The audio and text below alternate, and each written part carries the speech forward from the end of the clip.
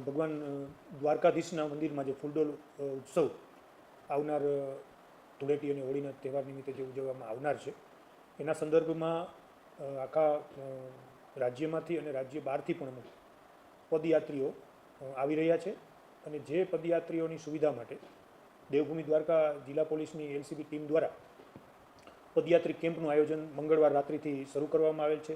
હાલ આ પદયાત્રી કેમ્પમાં પદયાત્રીઓ માટે ગરમ પાણીની વ્યવસ્થા, ચા પાણીની વ્યવસ્થા, નાસ્તો, બંને ટાઈમ જમવાનું અને સૂવાની વ્યવસ્થા, એ ઉપરાંત પણ મેડિકલ સુવિધાઓ અને તેઓને મસાજ કરવા માટેના મશીનો, આ પ્રકારની તમામ સુવિધાઓ દેવભૂમિ દ્વારકા જિલ્લા દ્વારા પૂરી પાડવામાં આવે છે.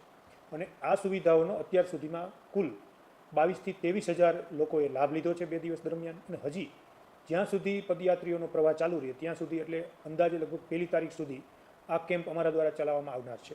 અને હાલ આ કેમ્પનો સર્વે પદયાત્રીઓ ખૂબ જ ઉત્સાહપૂર્વક લાભ લઈ રહ્યા છે.